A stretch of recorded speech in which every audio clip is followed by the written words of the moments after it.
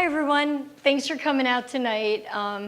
Just wanted to let you guys know this is my third FinJS, I think, right? And I can't believe how many people are here. This is crazy. There's a lot of people here tonight. So it's good to see that this is catching on.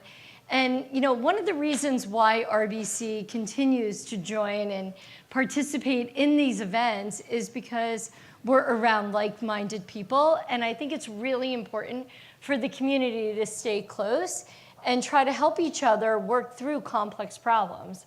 I am not an engineer, just so you guys know, and I never will be. But that's OK. I get it. So anyway, moving on.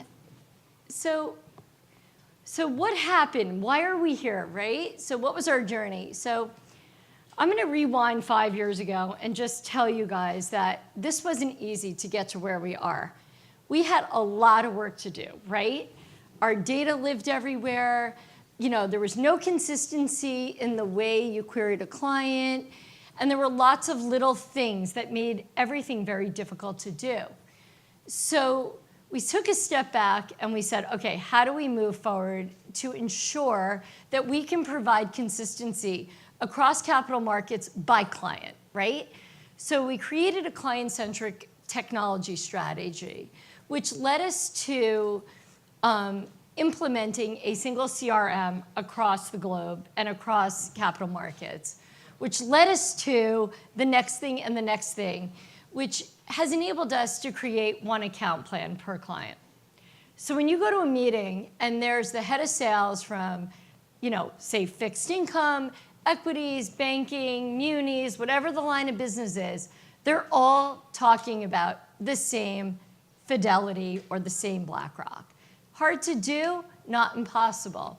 And so getting to that point where we could actually drive tech by client has been a huge, huge piece of what I've been working on.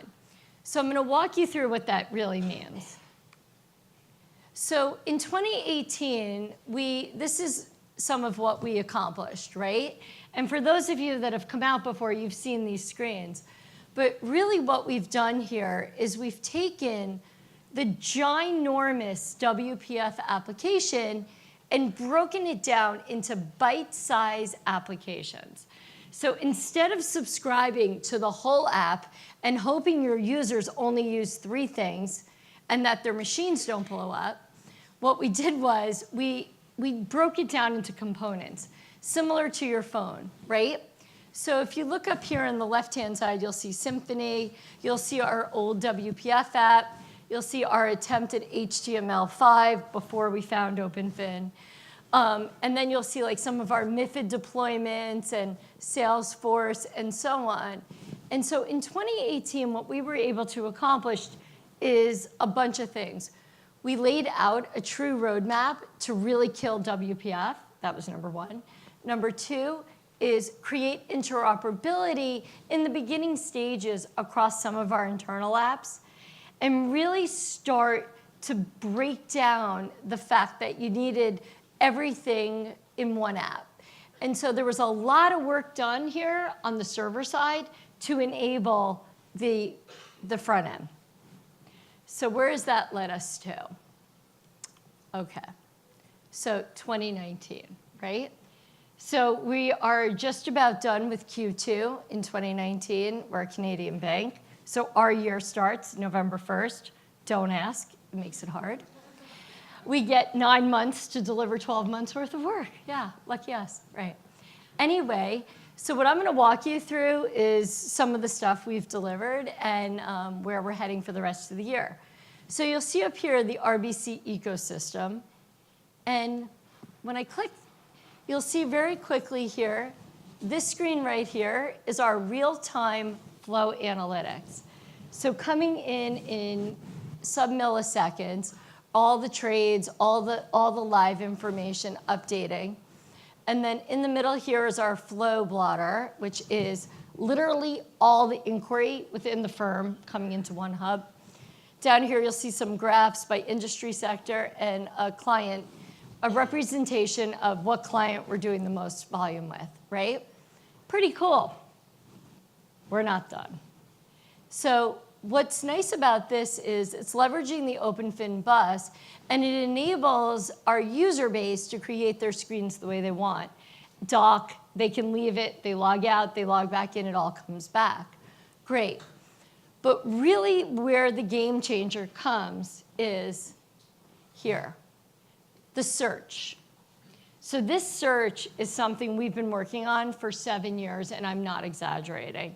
So picture this. You have multiple databases that live everywhere. You can't even make it up, right? There's data living everywhere. So part of our effort while we're building the front end is to consolidate the back end and really move everything away from the UI and put it in the back, right? Hard to do, but not impossible. So what this search does is when you enter a client, what it'll do is it'll automatically change your screens. So based on our client, we always use BlackRock. So if anybody's from BlackRock here, you can see how you're from BlackRock. Anybody else? All right. Thank you. Well, we love you. You can tell we love you. Okay. So you'll see here very quickly our Salesforce can easily see real time all the flow we're doing with BlackRock, all the analytics, the flow, and quickly grab a client 360. And so that's one of the main use cases that we were solving for, which is this. Our sales heads would constantly say to me, Kim, this is all great, but I can't get the data out. And I'm like, yeah, I know, we're trying. We're really trying. I need another year and another $5 million, right? And so they'd be like, yeah. But because they didn't give up on us, we were able to get there. And so this was huge. So using Elastic behind the scenes, we're able to go across everything. But had we not gotten to a single client identifier, we wouldn't be here. So thank you to our database people, because this is all impossible without them. Anyway, so that's one use case. And the second is notifications, which is dear to my heart. So all of this is taken to another level now. So you know what? We need to be able to serve the data up when it makes sense and not rely on our users to go drill in for information, because that's old school, right? So the goal here is that you operate our platform the way you operate your daily lives. Like one of my favorite features on the phone is that it has a bedtime. It goes to bed, and then it wakes up, and it says, good morning, Kim. The weather today is this, right?